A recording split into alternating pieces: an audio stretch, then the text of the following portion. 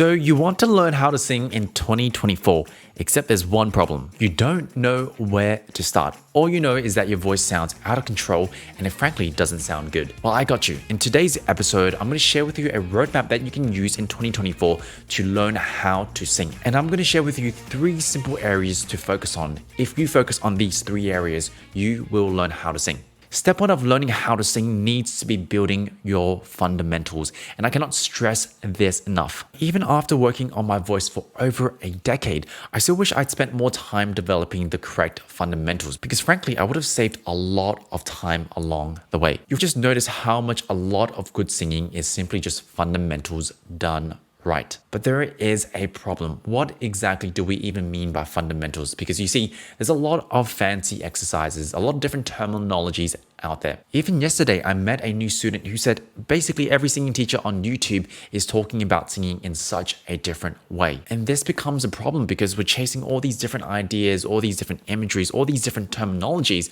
and sometimes we end up working on nothing at all. This is why we need to dive deeper. Beneath all these fancy imageries, beneath all these fancy terminologies, lies the principles or the fundamentals of learning how to sing. So what are they? And the fundamentals is this. Number 1, I need to stretch my chords.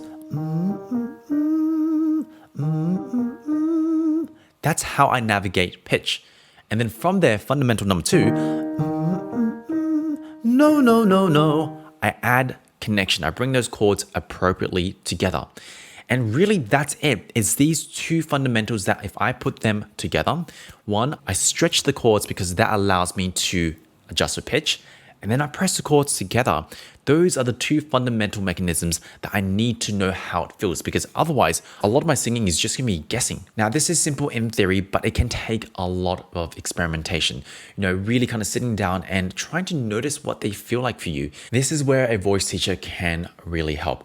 Now, if you want a bit more detail on how you can work on this or some examples of training in these fundamentals, check out the previous episode. I've actually got an exercise that helps you develop this. And then also check out episode 129, 131, and 132 because there are examples of me guiding students through these fundamentals. Before we dive into step number 2, real quick, my name is Ivan. I'm a voice teacher who works with students from all around the world. And really on this channel, my goal is to make learning how to sing as simple and as easy as possible. So if that is up your lane, consider subscribing me wherever you're joining me from.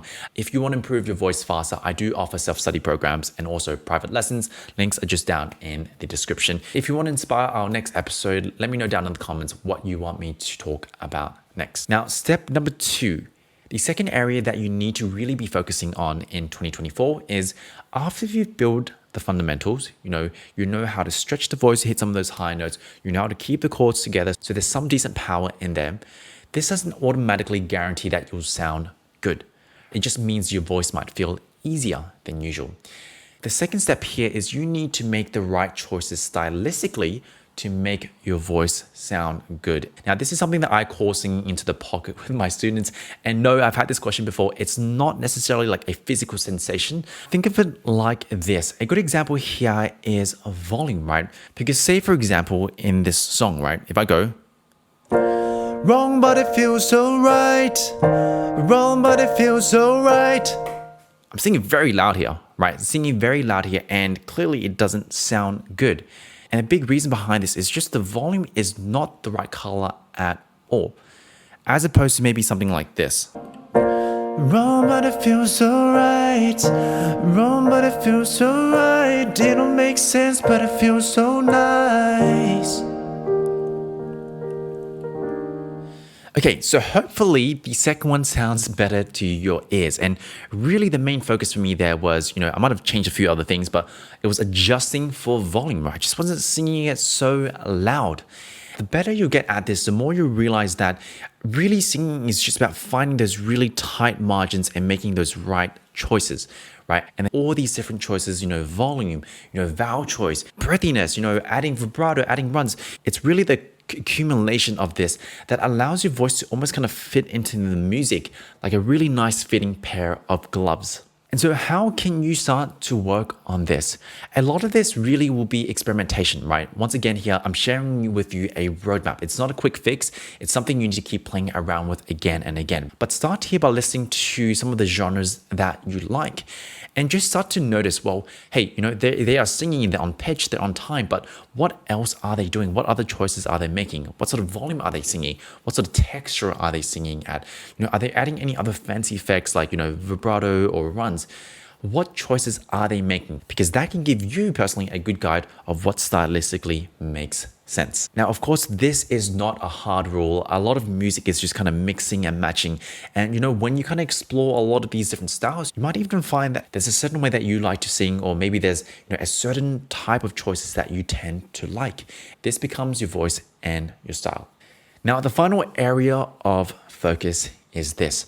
I want you to focus on building patience in 2024 as well, because the first two steps, building the correct fundamentals and also being able to develop this ability to sing into the pocket, those things take time, right? They take a lot of time, months, years, even potentially decades, depending on how far you want to go. And so really the biggest thing that determines whether or not you'll sing the way you want to sing is whether or not you give up. So many people give up before it gets good, and then they hide behind the excuses. I was never meant to sing. I've never had a voice.